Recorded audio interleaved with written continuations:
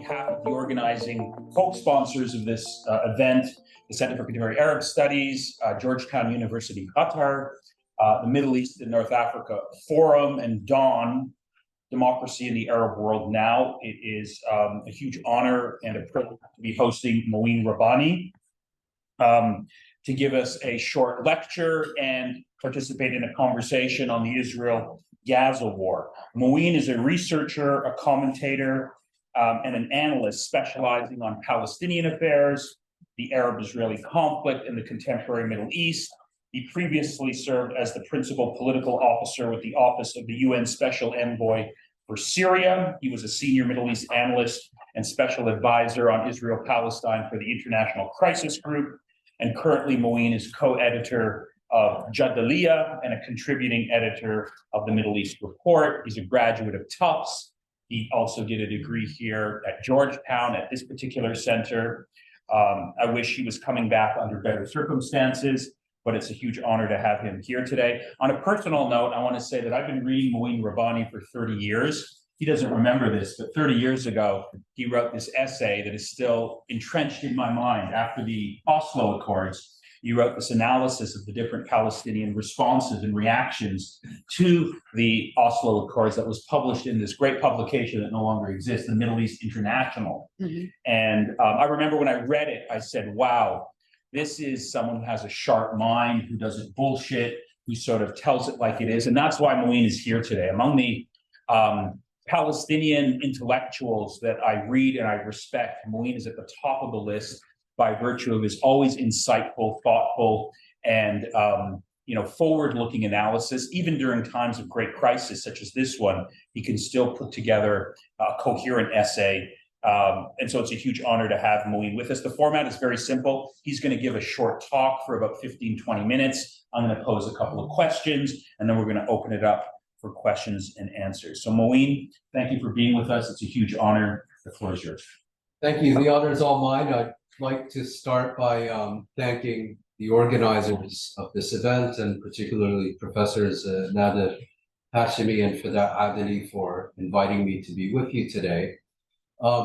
As Nader said, it's we're here to have a conversation.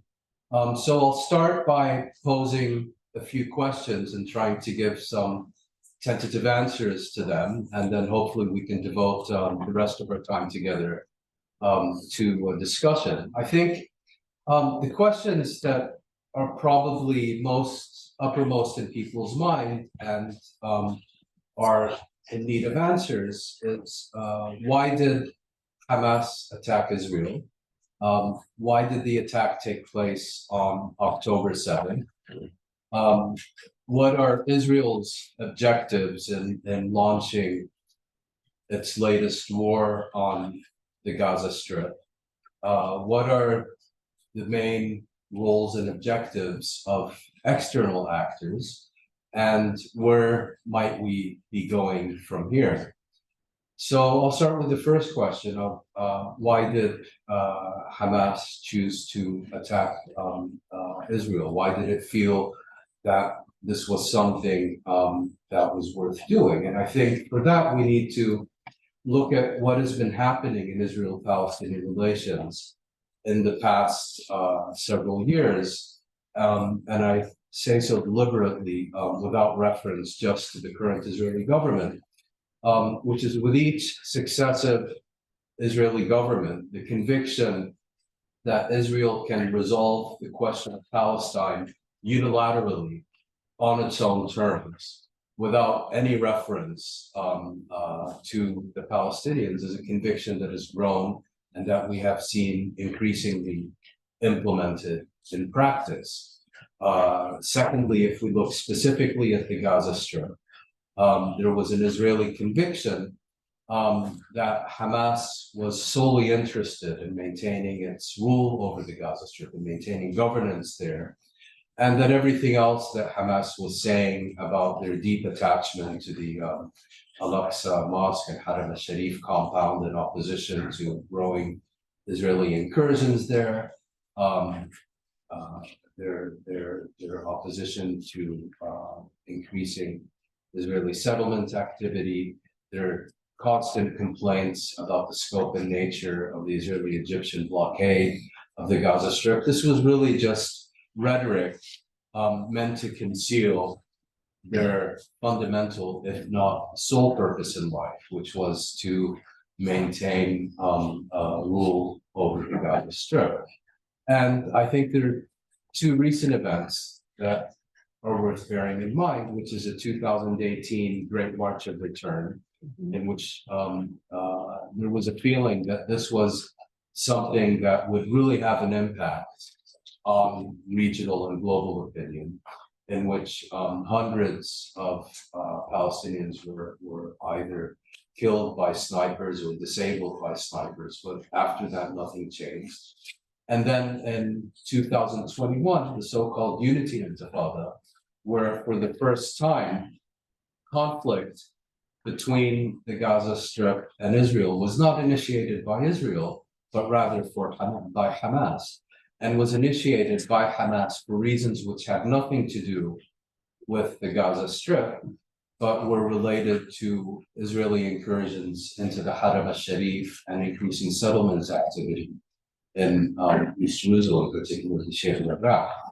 And that also changed nothing. I think it's against this background that the Hamas leadership concluded that they needed to do something that was genuinely spectacular at a level large and intense enough that it would irrevocably shatter the status quo. And I think it's against this background that we need to understand what happened on October 7th. Now, a lot of focus has been devoted to Israeli non-combatant casualties, to what appears to have been a massacre at a rave party just outside the Gaza Strip. That's all well and good, but I think we also need to understand that Hamas understood that if it was going to undertake an attack that would really sear into the consciousness of the Israeli leadership in public, it would primarily have to be inflicted upon the Israeli military and have a territorial impact. And what we saw on October 7th was Hamas basically neutralizing the Gaza division, taking over one military base after another, almost effortlessly, carting off huge amounts of information, computers, intelligence, and so on. And for the first time since 1948, occupying, however briefly, a territory within Israel, and a territory that is actually larger than the Gaza Strip itself. And I think it's against this background that we need to understand what happened. I think a much more difficult question to answer is, why was this on October? Why did this take place on October 7th? If we look at what's taken place since then, it's, to me, indisputably clear that October 7th was not coordinated with the other members of the so-called axis of resistance, Iran, Syria, Hezbollah, the Houthis in Yemen, and so on. I would even venture so far as to say that the axis of resistance was, to a significant extent, unpleasantly surprised by what happened on October 7th, because they do not appear to have had full warning. They do not appear to have had an opportunity to adequately prepare for it. And if we look at Hamas's relationship to this coalition in recent years, whether over Syria or other issues, I think it's fair to say that Hamas is a movement that has had one foot in and one foot out of this coalition, at least over the past decade. So returning to the question, was it for reasons of operational security and the fear of being compromised? Was it an opportunistic decision with Israel having completed its technological barriers and having considerably reduced the manpower devoted to keeping Gaza imprisoned? in addition to that, with many soldiers being on leave and American forces being on leave for the Jewish holidays and so on. All I can say is there doesn't appear to be any specific trigger that would explain why these attacks took place on October 7th rather than September 7th or November 7th. So I tend to believe that it was an opportunistic calculation. What I will say is it's quite clear that an attack of this scope and this scale was so long in preparation that we really can't relate it solely to the policies and actions of the present Israeli government. And I think from a Palestinian perspective, there's actually not all that much to distinguish the current Israeli government from its immediate predecessors. Third question is, what is Israel hoping to achieve with its latest war on Gaza? Well, Israel has launched something along the lines of 40 operations against the Gaza Strip in the past 2 decades. And these, in Israeli parlance, these operations are known as mowing the lawn, mowing the grass. And I think the Israelis have now come to the conclusion that they were so out of touch and self-blinded that while they were taking satisfaction with constantly mowing the lawn, the Palestinians were actually constructing a rainforest right under their noses, and it completely blew up in their faces. It's fair to say, the Israeli military on October 7th collapsed. I'm not speaking loud enough, sorry. I think it's fair to say that on October 7th, the Israeli military collapsed like a house of cards. In addition to that, I think it's fair to say that the Israeli military and political leadership is in total disarray, and that it is not in a position to make good on its rhetorical commitments of achieving the objectives of either eradicating Hamas and other militant groups from the Gaza Strip, or launching a comprehensive ground offensive against the Gaza Strip, which would result in a prolonged physical direct reoccupation of that entire territory. And therefore, I think, particularly if we look at what Israel has been doing, I mean, one doesn't need to be a military analyst to understand that flattening entire neighborhoods, these kinds of bombing campaigns resulting in thousands and thousands of casualties, at least a third of whom are children, and most of the rest are civilians, men, women, the elderly, and so on. That this is not a campaign that is in any way significantly degrading Palestinian military capabilities. It seems that with every passing day, Palestinians have remained, their command and control capabilities remain unaffected. A few second line commanders have been assassinated. Their capacity to continue firing rockets deep into Israel appear to be unaffected. And I think the Israeli leadership was caught so off guard, and Israeli public opinion was so outraged by what happened on October 7th, that what we see is the Israeli leadership kind of trying to make good on this by ensuring that many more Palestinians are killed than Israelis were killed on October 7th. So it's kind of a, let's say, a bloodlust.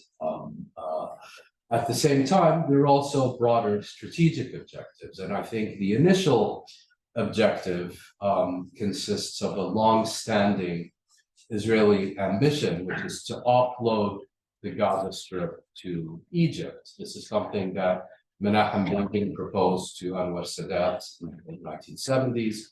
It's something the Israelis have proposed to the Egyptians on several occasions since then, always meeting with a categorical Egyptian refusal. And I think under the current circumstances of the shock that has taken hold in Israel, of the unqualified Western solidarity and support for whatever Israel chooses to do, the initial aspiration was to simply effectuate the mass expulsion of Gaza's population to the Sinai Peninsula. I think this is something that appealed very much particularly to US Secretary of State Antony Blinken, and he in fact took a tour of regional capitals to garner Arab support for this proposal. And I think he genuinely expected people to sign on to this, but the proposal ended up being dead on arrival. And to the extent that there is now an alternative to this, if you've seen what we're witnessing on our TV screens, entire neighborhoods basically razed to the ground, an entire civilian infrastructure being demolished, all essential goods and supplies prevented from any entry into the Gaza Strip. I think the objective is to make the Gaza Strip unfit for human habitation, with the hope that at some point Palestinians will either force their way into Egypt, or Egypt will feel compelled to allow these Palestinians in. And should that fail, I think the Israeli objective is to permanently, hermetically seal off the Gaza Strip from Israel and achieve the aspiration once expressed by former Israeli Prime Minister Yitzhak Rabin, that he hopes Gaza is swallowed up by the sea. So I think Israel is genuinely flailing about for a strategy. I think they have only short-term objectives, which is to get rid of the Gaza Strip in any way possible. It's a very different approach than we had, for example, in 1982, where Israel had a very well thought out strategy of what it wanted to achieve with the invasion of Lebanon. Get rid of the PLO, install Bashir Gemayel as a president of Lebanon and transform Lebanon into an Israeli vassal state, expel the Palestinian population of Lebanon to Jordan, transform Jordan from a Hashemite monarchy into a Palestinian republic, and ultimately annex the West Bank and the Gaza Strip with international acquiescence. Here, I think we're dealing with much more short-term thinking. I don't think Israel has thought through anything beyond revenge and finding a way to get rid of the Gaza Strip. So what are the main roles of the external actors? Well, let me start again with the so-called axis of resistance. Certain newspaper articles in the Wall Street Journal and the New York Times notwithstanding, I'm absolutely convinced that neither Iran nor Hezbollah nor others in this coalition had advance notice of what happened on October 7th. And I think they, as I mentioned earlier, I think they were also unpleasantly surprised. I think it's quite possible that one of Hamas's calculations was that they could drag the other members of this coalition into a conflict with Israel if Israel crosses certain red lines, or at least that may have been one of Hamas's aspirations. Looking at the other players, I think the most important one is the United States. And what I've noticed about the United States is I think it's fair to say there's been a collapse in US confidence in not only the Israeli leadership, but also in Israel's military and intelligence capabilities. If we look at all the hesitation coming out of Washington about an Israeli ground offensive into the Gaza Strip, I think that has much less to do with any concern about foreign civilian hostages in the Gaza Strip. I think it's very even less to do with the cataclysmic amount of Palestinian civilian casualties we would see in such an operation. But I think the US is genuinely concerned that it would fail. And the US does not want to see Israel inflict another fiasco upon itself at this very sensitive geopolitical moment. And that's why I think we've seen the US taking increasing control of Israeli planning, of sending senior officers to Israel to ensure that any plan that the Israelis seek to implement meets US standards of attainability and of having a real prospect of success. And in terms of the other players, I think, you look at the Europeans, I don't consider them particularly significant, with typical, let's say, European attitudes to such things. On the one hand, they're expressing their total and unqualified support for Israel, while at the same time demanding that there's a humanitarian pause so that Palestinians can have a Last Supper before they get bombed to smithereens again. I find the US attitude of these things more straightforward and honest. And that brings me to my last question. Where do we go from here? Where are we likely to end up?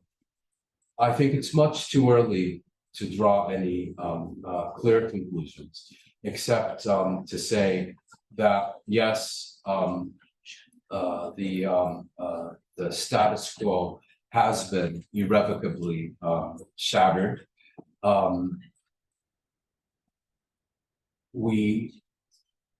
Assuming that there is no comprehensive ground invasion, and here I'm just speculating, based on what I've seen, and I'm only looking at the same reports that you've been looking at, I simply don't see Israel capable of successfully launching a comprehensive ground invasion.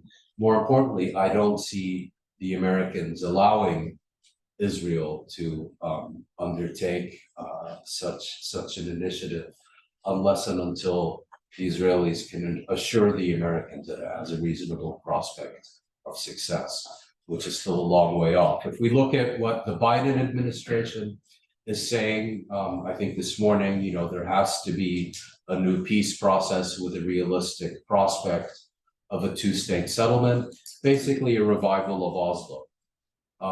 And this simply is not on the cards because, as I said at the outset of my remarks, one of the main background factors to what we've seen in the past month is the Palestinian conviction over the past decade or so that the Israelis are determined to resolve the question of Palestine unilaterally on their own terms. Another proposal that has been put forward in the Washington echo chamber is an international protectorate over the Gaza Strip, resulting in new elections that will be won by thoroughly discredited and detested Palestinian Authority, leading ultimately to a renewal of Palestinian Authority rule in the Gaza Strip. This, to me, is also an absolute non-starter. I mean, the conventional wisdom until about a year ago was that if new Palestinian elections were held, Fatah would win in the Gaza Strip and Hamas would win in the West Bank. I don't think that's any longer the case. I can't imagine the PLO, the Palestinian Authority, performing successfully anywhere except in Israel and the United States. And it all presupposes a successful military campaign against the Gaza Strip that not only cows the Palestinian population into submission, but also successfully eradicates all the militant movements operating in the Gaza Strip. And at least on present evidence, I don't see that happening. And I'm afraid that if that prognosis is correct, we're going to see an absolutely terrifying increase in the number of bombings and civilian casualties in the Gaza Strip in the weeks ahead, until some formulas to bring this to an end. So those are my introductory remarks. I realize I left a lot of questions unanswered, but I at least wanted to pose what I thought would be the most relevant questions for discussion. Thank you. Thanks, Mouin. I'm going to ask a few questions, and I'm going to open it up to the audience. And I want you to take some time to answer this first question, because I think in many ways, for me, it's the most important question, and that is the crisis in Palestinian leadership. The effectively absence of any credible Palestine national leadership to lead the Palestinians to somewhere better. We've got Mahmoud Abbas in Ramallah, an embarrassment, not an option, and Hamas, another embarrassment, but in a different way. 30 years ago in Oslo, there was a big discussion led by Edward Said that this PLO has sort of failed the Palestinians. It's been 30 years. Could you speak specifically to the question of what are the internal obstacles within Palestinian communities to generating the type of leadership that many of us would like to see among the Palestinians that would resemble, for example, the ANC in South Africa, a credible, representative, serious, incorruptible leadership that could not only mobilize the Palestinians, but critically could really speak to the international community with a clear strategy and a plan for justice and peace, where Israelis and Palestinians could, at the end of the day, live together. What are the internal challenges that you see to creating that type of national leadership? Well, I think the primary obstacle to generating a new and effective Palestinian leadership is Palestinian fragmentation. And by fragmentation, I'm not so much referring to the schism between Fatah and Hamas, between the West Bank and the Gaza Strip, but a process that we've seen since the early 90s, really. The objective of which is to transform the Palestinians into politically inconsequential, isolated demographic communities. So you have the Palestinians in the West Bank, the Palestinians in the Gaza Strip, the Palestinians in East Jerusalem, the Palestinians in Israel, the Palestinians in Lebanon, in Syria, those of us still left, in Jordan, and so on. And the real challenge for Palestinians, and I should add that a fundamental turning point in this process was the Oslo Agreement, because what you had with Oslo was the Palestinian Authority, which was established as a subsidiary of the national movement, the PLO, becoming in practice the supreme Palestinian political authority, of which the PLO became kind of a subsidiary agency. And the Palestinian Authority, of course, is an agency whose territorial remit is limited to the West Bank and the Gaza Strip initially, and now only the West Bank. And the fundamental challenge for Palestinians, in order to even begin the process of generating new national leadership, is how to overcome this demographic fragmentation. And the second one, of course, is that these movements, Fatah, Hamas, PFLP, and so on, yes, they have their adherents, but I think if you were to do a public opinion poll, you find that an increasingly prominent constituency is none of the above. For a time, it was even the biggest constituency.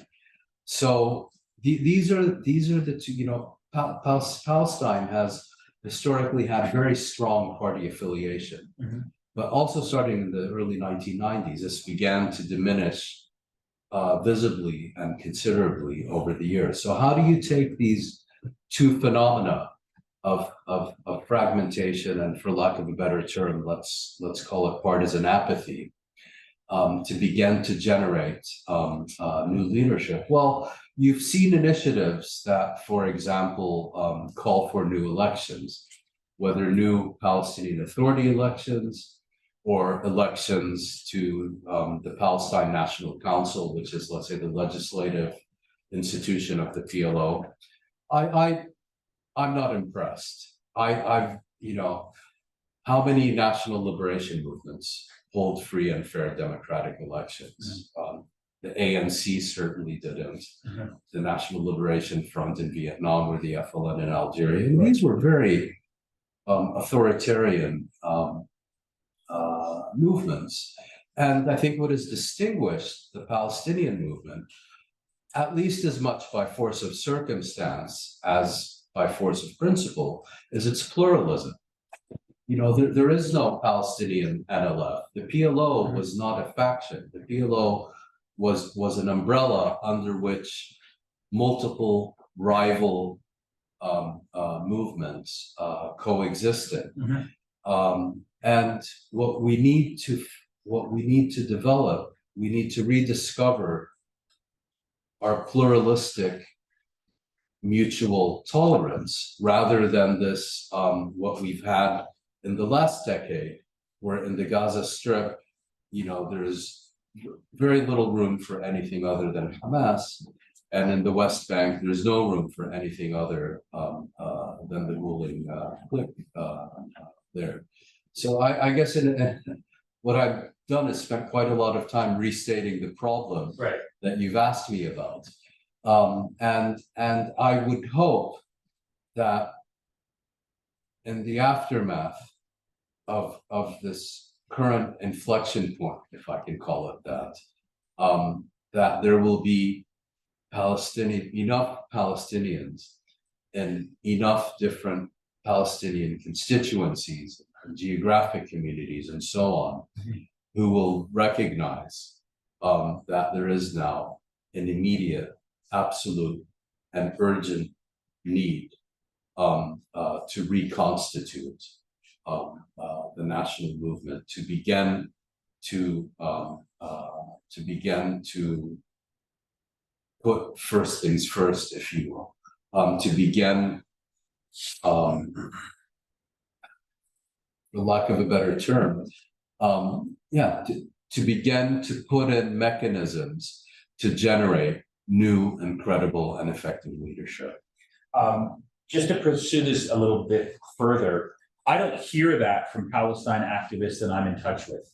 I don't hear any sort of discussion. We really do need a serious leadership on the model of the ANC, because no national liberation organization has ever been successful without a credible leadership and a strategy. If you're hearing that, I'd like to hear more details. And so it's the absence of that conversation. There's a lot of understandable criticism of Israel, of the United States, of the West for double standards. But there's not in my view, any echo or discussion that I'm hearing online or in person from within Palestinians that, look, one of the gaps here is that we don't have anyone to represent us. We're just on our own trying to figure it out. Yes. And so the question is, how do you develop that sort of consciousness within Palestinian communities so the type of grassroots demand can emerge from within that could then produce the type of leadership that I think is really lacking now? You're right. There is a dearth of such discussion and debate in Palestinian circles. There are people who are promoting this agenda. I would point, for example, to Hani al-Masri in Ramallah and his group Masarat, and there are others. And I think the position they take, quite rightly, is you can criticize Israel and the United States and Brussels and Arab states and so on all you want, and be entirely correct in doing so. But in the end, things are only going to change if and when Palestinians take the initiative to change things. And for Palestinians to be able to change things, they need to have an organized, credibly led national movement with a strategy that is capable of being implemented. Okay, one more question, then we'll open it up. Can I just ask a follow-up to that? Is that even possible under the current circumstances? If you mean the current circumstances as in this week, no, Yeah. no, but it Or even was. the past year, like in the West Bank, and I mean, Well, I do, I mean, you know, unless you're in a situation of emergency, I think there's not only a possibility to address these fundamental issues, but an obligation, yeah. to do so. So I certainly think, it's possible, and I think it's necessary. Because in the end, as I said, you know, the first and foremost responsibility for addressing these issues are with Palestinians themselves, and they will only be able to do so if they are properly organized to address and confront the challenges facing them. Okay, let's take two questions from within the room, and then I know there's a lot of people online. So Andrew, maybe you can sort of look up a couple of questions that have come in online, and we'll get to as many as we can. So two questions from within the room. One, anyone else have their hand up? And then Fidel. Yeah, okay, go ahead. Hi, Mr. Townsend, community member. I want to get your perspective on Western talk of humanitarian aid and like these really toothless mentions of international law, humanitarian law, and they seem to me to be like just props, like perhaps the most important props of Israel's international window of legitimacy, basically. And you know, the people who are saying this stuff, the Obama administration alone, were instrumental in shielding Israel from accountability in past Gaza operations. Yes. So it's really critical. My question is, do you think that like there's been a few people who say that stuff? Is it possible to sort of like trap them on their own logic into supporting a ceasefire? Because you know, if they say that as 55 Democrats have signed on to this giant Paul letter saying like urging restraint to the IDF and saying follow the laws of war, can we say to them, like, can we present the Human Rights Watch amnesty evidence from Finkelstein's book and say, hey, what you're saying is pointless because they've never followed the laws of war. Therefore, you have to support a ceasefire on your own logic. It's a complete sham.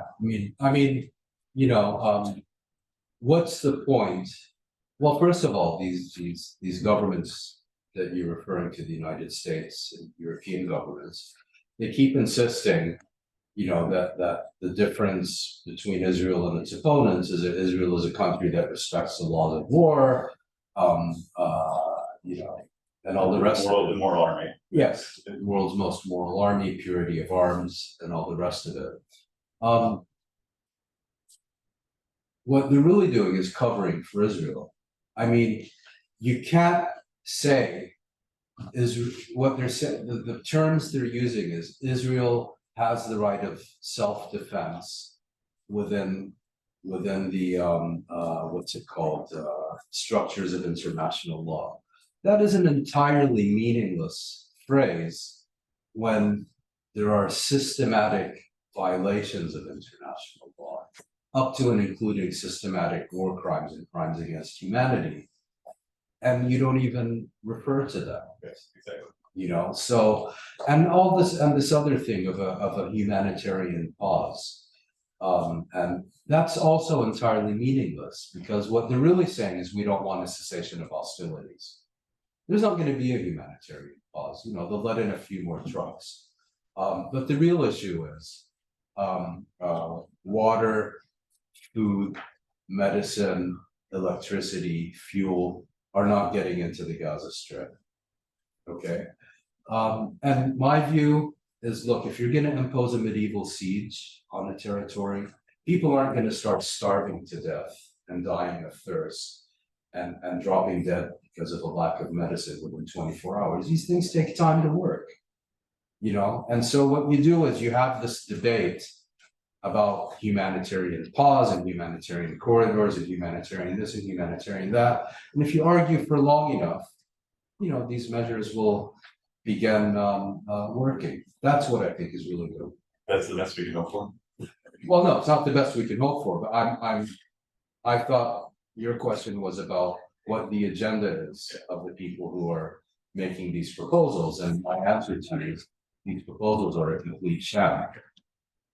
Yeah. Yeah, so my question is about this explosion to Arab countries or explosion to Egypt. My next door neighbor this morning was like, why won't the Arab countries let them in? But anyway. Yeah, will Egypt, will they succumb to the pressure to open the borders? I mean, what do you think? I don't think so. When this war first started, a lot of people, including some Egyptians I've been in contact with, pointed out that the Egyptian leader Abdel Fattah al-Sisi is in a very tight spot. In addition to that, he's now dealing with the complications of the Menendez scandal here in Washington. And he's desperate to get a new International Monetary Fund loan. And basically people were suggesting, if we give him a few $1 billion and, we squeeze his arm with the Menendez scandal, we can get him to open the border and take in all these Palestinians. I don't think so, because here we're not talking about whether, Sisi, we're talking about a fundamental Egyptian national security principle that has been there for decades. And I don't think, okay, Sisi is a dictator and an autocrat and all the rest of it. I don't think he can simply shunt aside the entire Egyptian national security establishment and all the different Egyptian institutions that simply single-handedly, unilaterally open the border. It would be his King Farouk moment, if you ask me. I could be wrong, and I may be proven wrong, but why? What is? It's basically, and even Sisi would recognize, and he's been open, very firm about this. We are not going to turn Gaza into a domestic Egyptian problem. And the other ones who are very concerned about this are the Jordanians. Because, and this has nothing to do with expulsion of West Bank Palestinians. Once you have the population of the Gaza Strip into the barren Sinai Desert, they're not going to stay there for the next 70 years. So I really don't, and there seems to be a solid, not only Egyptian, but Arab consensus against the mass expulsion of Palestinians. And the other question is, do the Palestinians themselves, despite the cataclysmic conditions that they're currently experiencing in the Gaza Strip, how many of them would go to Sinai? It's an open question. I don't think. What choice do they have, though? The point is that if Gaza becomes unlivable, where else are they going to go? They're not going to Israel. There's only one border. So if enough of Gaza is destroyed, there's nothing to go back to. There's only one other option, it seems. You gather at the border and you hope someone lets you in. Yes. Well, what I would say is never underestimate the resourcefulness of the population of the Gaza Strip. I mean, these were people who, during the blockade, were using cooking oil to make cars run.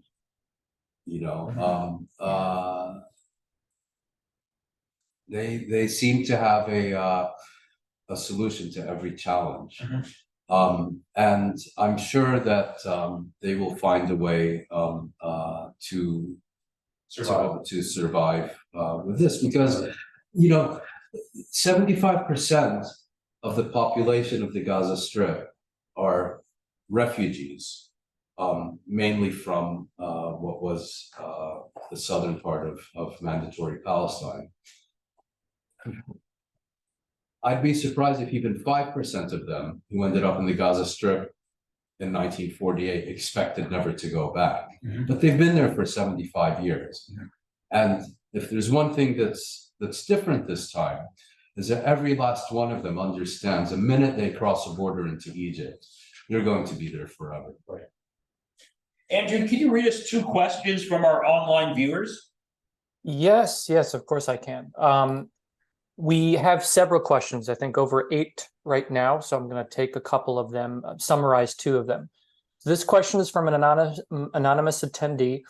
The anonymous attendee says, you've made the point that the U.S. would not permit or would not allow a ground invasion unless Israel can assure a reasonable prospect of success. In your opinion, what does this success mean as defined by the U.S.? And then a second question to summarize: how should ordinary folk around the world respond? Should people be directing action, supplying supplies?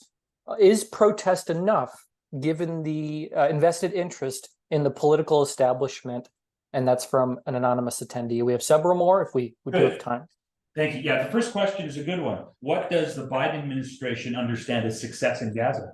Well, I think the Biden administration is very concerned about an Israeli ground offensive that would fail. In other words,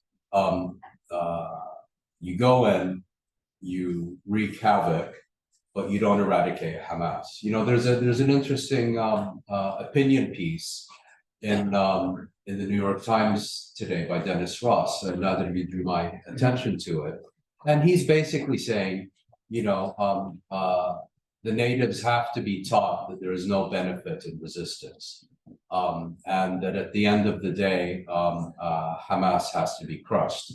I'm sure the Biden administration, that's an outcome the Biden administration would like. What it would not like is an effort to achieve this objective that doesn't achieve this objective. And you know, and the second thing is, there's also an article in The Guardian today of American planners being shocked by the chaos in the Israeli leadership, and shocked at the lack of planning, and shocked at the absence of any strategic formulation by the Israeli leadership. In other words, what they're telling the Israelis: if you go in, you have to have more than hubris. You have to have more than, you know, we're the greatest army in the world and we're going to knock the crap out of these people. We want to see a workable plan, and we want to see a persuasive vision for the Gaza Strip for the day after. And so far, we haven't seen either. And so they're being very clear with their Israeli counterparts of either you guys come up with it, and if you're no longer capable, we're going to do it. And I think, again, I'd like to emphasize that, in my view, there has been a collapse in U.S. confidence in the Israeli leadership. There's been a collapse in U.S. confidence in Israeli military and intelligence capabilities. And I think there's a general recognition that the Israeli ground forces are just not that impressive. That this is not an army that, for a variety of reasons, it's not an army that's cut out for urban combat. And I think that's also playing quite prominently in American calculations. You know, and this is going to have long-term consequences for U.S.-Israel relations. Israel can ill afford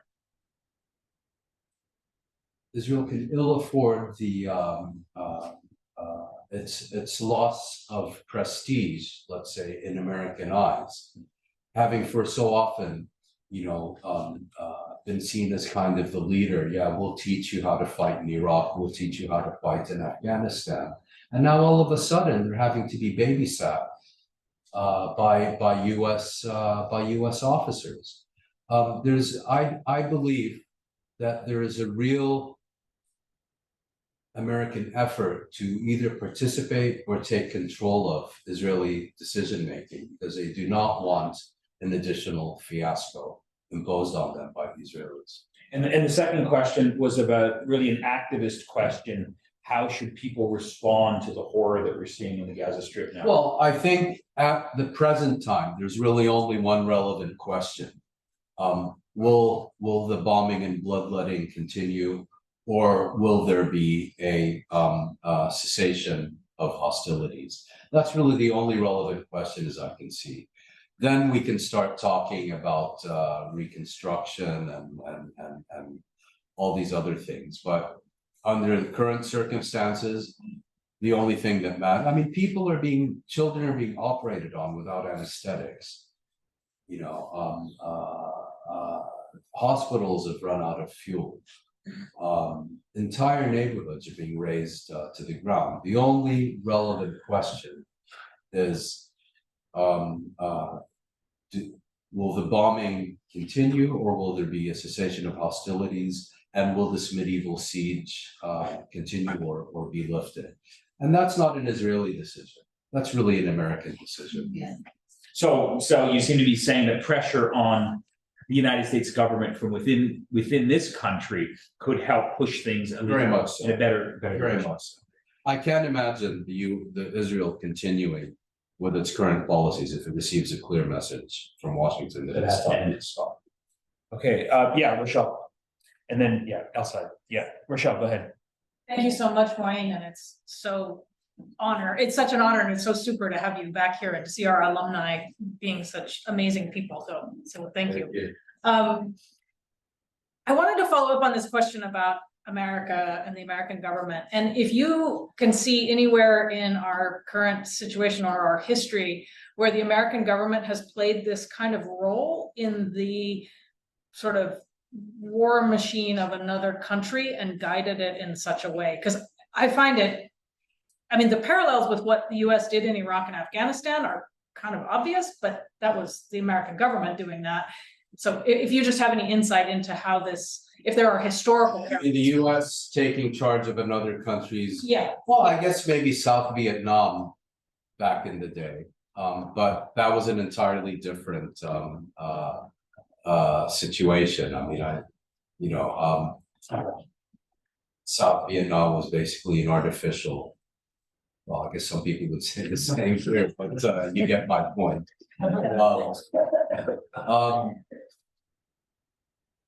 No, and maybe I'm unable to answer your question out of ignorance more than knowledge. But I mean, the idea that, I mean, what really amazes me here, you know, American officials are generally in awe of Israel. You know, Israel, they're omniscient, they're omnipotent, they know everything about everything.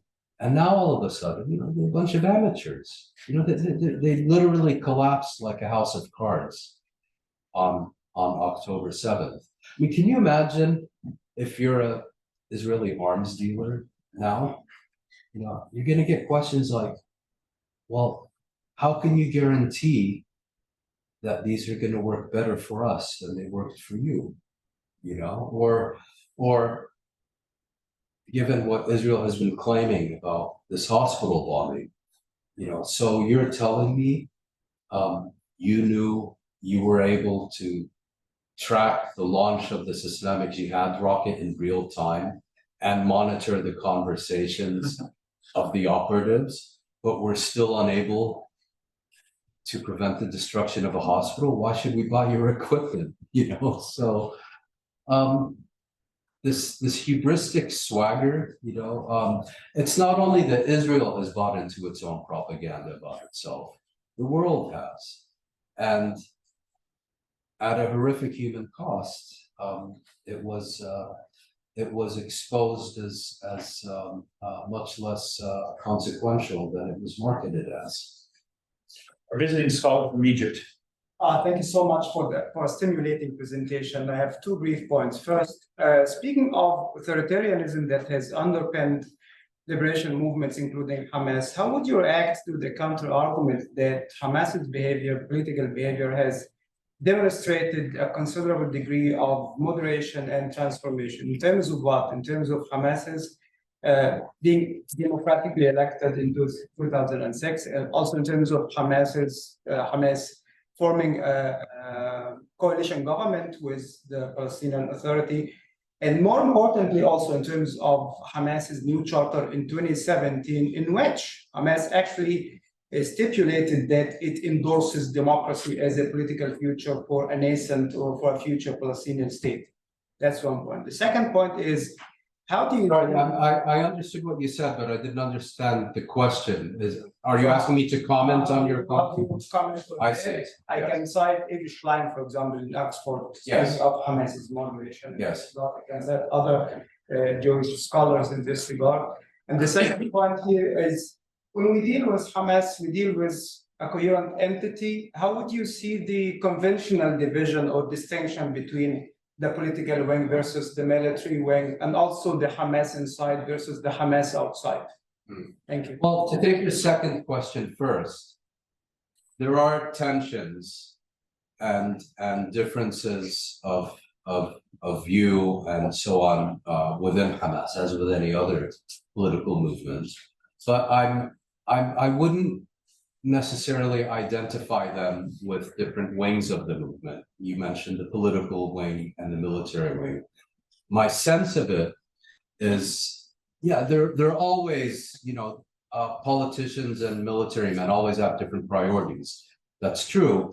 But I think, for example, if you look at the attitude of Hamas towards the axis of resistance, or Syria, or any of these other issues, it's much easier to identify different leaders having different positions than to say the military wing is with and the political wing is against. So I don't think the fault lines within the organization parallel the different institutions within the organization. I think it has to do more with different leaders. And I think the perfect example in this respect is the movement's leader in Gaza, Yahya Sinwar.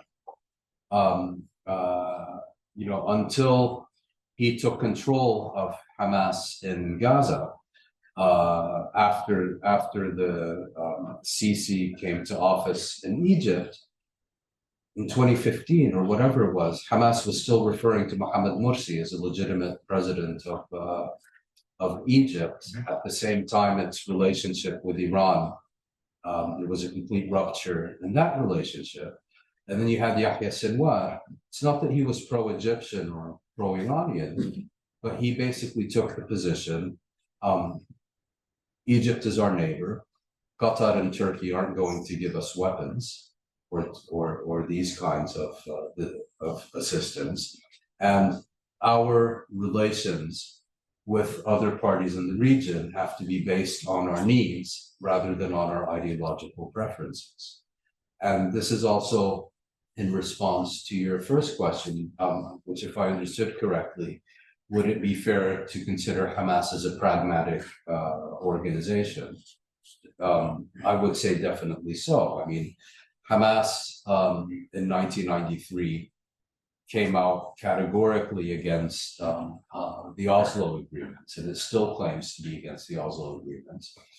But in 2006, it had absolutely no problem participating in Palestinian Legislative Council elections within the framework of the Oslo agreements, because it had an opportunity to translate its popular support into institutional power.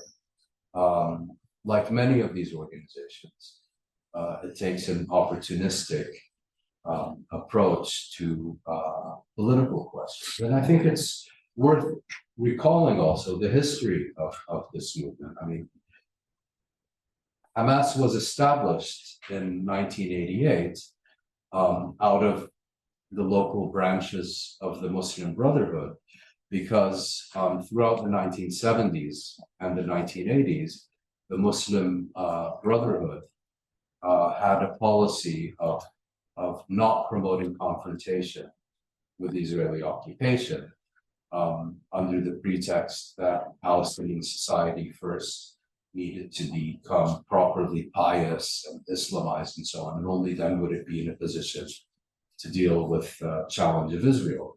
In December 1987, the First Intifada broke out. It had already lost significant standing to Islamic Jihad after that was established. And the Muslim Brotherhood faced a quandary of either they continue with their policy and they would have no supporters left because the entire society wanted to confront Israel, or they could set up this movement, Hamas, to confront, to participate in the first intifada. And then if it succeeded, the Muslim Brotherhood could take credit for it. If it failed, it could be dismissed as a rogue operation. So yes, like most, if not all, political movements, it is pragmatic and opportunistic. I'm not sure if that answered your question. Yeah. And maybe we'll take a couple more questions, and maybe one more from online, and then we'll end it. Sure. So if there's any more questions in the room, now's the time to raise your hand. Yeah, go ahead. So following up on the activism question, Yeah. I was hoping you might reflect on the intellectual and political atmosphere in the United States and in Europe around pro-Palestinian protests and activism right now, and then how you see that climate comparing to previous moments where there's been significant public focus on the Palestinians. I think probably a good comparison would be with Israel's invasion of Lebanon in 1982. And if you look at that, I mean, the level of demonization and delegitimization and dehumanization and outright repression of Palestinian, pro-Palestinian sentiment in 2023, I think, exceeds that we saw in 1982 by orders of magnitude. I'm not sure I can give an explanation for it. I mean, there's plenty going on then, but the kind of stuff we're seeing now, where and also this whole, when Palestinians are killed, we take an analytical approach. When Israelis are killed, the criteria is morality. And I like to give the example of John Kirby, who is a Pentagon spokesman. He broke down on TV like a baby on October 7th when he learned about the scale of the attacks on Israel. A blubbering baby, for God's sake. And then yesterday he was on TV being asked about civilian casualties in Gaza, and he, all of a sudden he's a tough guy. Well, war is hell, civilians die, get over it. Okay, are you Jekyll or Hyde? If you're gonna dismiss civilian casualties because you're a tough guy and war is hell, then don't get on CNN and start crying like a baby when it's the civilians you like who are getting killed. And look at Biden. Same thing. As I pointed out earlier, he shed enough tears in Israel to replenish the aquifers in Gaza for an entire year. And now when he's asked about Palestinian casualties, they're exaggerating and war is hell. Which is it? You can't take an analytical approach to one group and a moral approach to the other. And really nothing yet, the selective outrage is it's like asking people to, will you condemn this attack or will you condemn that attack? No, you support a principle. Are you supporting a principle or are you supporting a state? Okay, last question, Andrew. If there's one more good question from our online viewers, please read it out and then we'll wrap this up. Sure. So we do have a couple of questions I can summarize. While it's important to understand the geopolitical context, could you share your perspective on the importance of condemning acts of violence and atrocities against civilians, regardless of side, in order so that both can work towards a resolution that is peaceful and just for both? You get that? Well, again, I think I've already answered that question, which is that in situations such as this, I think it's important to have principles and to stick by those principles in a way that it's clear that you're upholding principles rather than a particular state. And I think what we've seen systematically, particularly in the United States and Europe these past few weeks, is this kind of selective outrage and selective condemnation. One group are treated as humans and the other as subhumans. I think that's indisputable. I guess the last question would be, how do we break that cycle? What do American citizens do to shake up this equation where Palestinian life is then viewed with the same value as Israeli life? I don't see that happening is a short answer. In this country, no way. In Europe, absolutely no way. What I think, I think these kinds of attitudes, these kinds of prejudices, they're so deeply ingrained in the Western political culture that I wouldn't even bother. What I do think is important and what I do think is achievable is mobilizing around specific achievable objectives, Such as, for example, an immediate cessation of hostilities, such as cessation of arms supplies, such as in Europe, preventing banning settlement products from entering the European markets, asking Europeans to renounce their racism. No way. on that very sad note, I want to thank you, Mouin, for being here. I know your schedule is very tight. You have another engagement after this, so I want to give you time to rest. So please join me in thanking Mouin.